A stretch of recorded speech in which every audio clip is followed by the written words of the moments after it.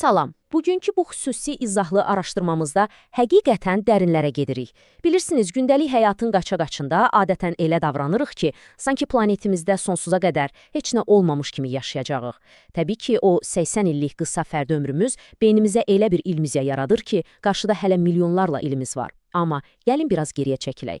Məsələyə kosmik miqyasda baxdıqda tamamilə fərqli və bəlkə də biraz ürpərdici bir hekayə ilə qarşılaşırıq. Gəlin bugün növümüzün və planetimizin gələcəyinin əslində nə qədər kövrək olduğunu birlikdə kəşf edək. Hazırsınızsa, başlayaq. Yaxşı, gəlin bu məsələyə dərindən daxil olaq. Biz həmişə fikirləşirik ki, kainatda çox xüsusiyik. Amma əgər kainat yaşamaq üçün uyğun olan, sözün əsl mənasında trilyonlarla planetlə doludursa, bəs digər zəkalı sivilizasiyalar hardadır? Niyə heç kimdən səs çıxmır? Mənşur fizik Enrico Fermi'nin ortaya atdığı bu böyük kosmik sir bəlkə də sadəcə təsadüf deyil. Əslində, o qorxulucu kosmik boşluq və karlaşdırıcı səssizlik bizim öz planetimizdəki taleyimizi, bəlkə də qaçınılmaz sonumuzu anlamağımız üçün tapmalı olduğumuz ən böyük ipucudur. Bu, kosmik səssizliyi izah edən ən məntiqi və eyni zamanda ən dəhşətli nəzəriyyələrdən biri böyük filtr hipotezidir. Təsəvvür edin, həyat bir növ çox çətin maniyəli qaçışdır. Hər hansı bir həyat forması, kimyəvi molekullardan başlayıb çox hüceyrəli həyata, oradan da mürəkkəb zəkaya doğru böyük maniyələri aşmalıdır. Kainatdakı o vahiməli səssizlik isə bəlkə də onu göstərir ki, ən çətin addım hələ də qabaqdadır. Bəli, o 4-cü addım. Yəni, yüksək zəkaya çatan bir növün özünü məhv etmədən qoruya bilməsi. Düşünəndə adamın tükləri hürpərir, amma çox güman ki, insanlıq olaraq ən ölümcül sınağımız hələ qabaqdadır. Gəlin bunu bir qədər də perspektivə sıxdıraq. Statistikaya görə yer kürəsində ortalama bir məməli növü təxminən 1 milyon il mövcud olur. Biz isə insanlıq olaraq artıq 300 min ildə buradayıq. Yəni o ortalama müddətin demək olar ki, 1/3-ni artıq yeyib bitirmişik. İronik olan hissə nədir bilirsiniz? Bizi digər heyvanlardan üstün qıldığını düşündüyümüz və həmişə lovğalandığımız o üstün zəkamız var, bax o zəka əslində bizim sonumuzu o sıradan məməlilərdən qat-qat daha sürətli gətirə bilər. Və bu, əslində çox vacib və təhlükəli bir məqamı əla nümayiş etdirir. Biz hazırda qorxunc bir təkamül durğunluğu mərhələsindəyik. Nə deməkdir bu? Baxın, zəkamız sayəsində özümüzü vəhşi təbiətdən o qədər sürətlə təcrid etdik ki, üzərimizdəki o amansız yaşamaq uğrunda mübarizə, yəni təbii seçmə aradan qalxdı. Amma bir problem var. Biz özümüzü bioloji qüsurlarımızdan, şiddətə, müharibəyə və qısa müddətli egoist mənfaatlərə meylliliyimizdən təmizləməyə sadəcə vaxt tapmadıq. Texnologiyamız bizim vəhşi instinktlərimizi çox geridə qoydu və bu, sözün əsl mənasında partlamağa hazır bir bombadır.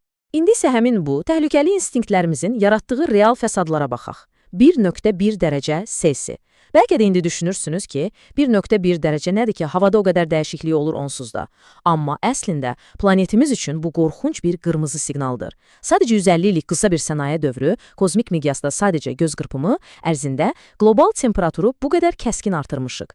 Bütün yer kürəsinin o dərin geoloji tarixini nəzərə alsaq, bu sadəcə dəlilidir. İnsanlığın necə öz ayağına sıxdığını çox açıq şəkildə göstərir. Biz iqlim böhranına çox vaxt sadəcə şanssız bir ekoloji problem kimi baxırıq. Amma xeyr, bu tamamilə öz əlimizlə inşa etdiyimiz bir təkamül filtridir. 100 milyonlarla ildir yer altında dinç şəkildə yatan karbonu gedib tapır, böyük bir həvəslə qazıb çıxarır, yanacaq kimi yandırır və yaranan o istiliklə də qəşəncə öz evimizi boğuruq. Başa düşürsünüz? Bu fəlakət heç bir yerdən gəlməyib. Bu, bizim hər gün daha çox pul və rahatlıq xatirinə qəbul etdiyimiz qərarların birbaşa nəticəsidir. Amma təbii ki, iqlim yeganə dərdimiz deyil. İndi biz özümüzə tamam başqa cəhənnəmlərdə yaradırıq. İnsan dəyərlərinə zərrə qədər uyğunlaşdırılmamış süni ümumi zəka, yəni AGI, istənilən an laboratoriyalardan sızaraq pandemiyaları kölgədə qoyacaq bioloji silahlar, həyatın təməlini dəyişə biləcək nanotexnologiyalar. Bunlar hansısa elmi fantastik Hollywood filminin ssenarisi deyil, dostlar. Bunlar bizim bilavasitə üzləşəcəyimiz reallıqlardır. Əvvəlki heç bir canlının qarşılaşmadığı, bəşəriyyətin yalnız və yalnız özünün dizayn etdiyi misilsiz təkamül sınaqları. Ancaq gəlin biraz kosmik təvazökarlıq nümayiş etdirək. Çünki hər şey də bizim nəzarətimizdə deyil. Kainat bizi saniyələr içində, həm də heç bir xəbərdarlıq etmədən yox edə biləcək təsadüfi təhdidlərlə doludur. Qəfil bir qamma şüası partlayışı ozon təbəqəmizi bir anın içində qovura bilər. Yaxud 2022 AP7 kimi kütləvi planet qatili asteroidlər. Və bəlkə də ən heyrətamizi. Günəş sistemində sərbəstcə dolaşan, cəmi grapefruit böyüklüyündə olan, amma yer kürəsini qoz kimi orbitindən fırladıb atacaq qədər ağır olan qədim qara dəliklər. Bu sonsuzluqda varlığımız həqiqətən də bir tükdən asılıdır. Yaxşı, gəlin beynimizdə bir ssenari canlandıraq. Fərz edək ki, biz bu iqlimi də düzəltdik, süni zəkanı da nəzarətə aldıq, o nəhəng kosmik daşlardan da bir təhər qurtulduq. Möhtəşəm. Bəs evimiz olan yer kürəsinin fiziki olaraq batareyası bitdikdə, yəni vaxtı dolduqda nə baş verəcək? Çünki Günəş sistemi əbədi deyil, bizim bir son istifadə tariximiz var. Düz 1 milyard il. Bəli, planetimizdə həyatın qaçınılmaz, mütləq sonu. Niyə məhz 1 milyard? Çünki ulduzlar da yaşlanır və dəyişir. Günəşimiz düz 1 milyard ildən sonra öz parlaqlığını təqribən 10% artıracaq. Bu isə o deməkdir ki, yaşamaq üçün o çox ideal olan həssas zona yerdən çıxıb birbaşa Marsa doğru sürüşəcək. Bizim bütün bu gözəl okeanlarımız qaynayaraq buxarlanacaq və yer kürəsi eyni ilə Venera kimi içində yaşanmaz bir cəhənnəmə çevriləcək. Bu qaçınılmaz bir fizika qanunudur. Gəlin indi irəliyə baxaq və bütün bunların bizi necə növbəti qaçınılmaz mərhələyə apardığını görək. Günəşin bizi qaynatmasını sadəcə oturub gözləyə bilmərik, düzdür?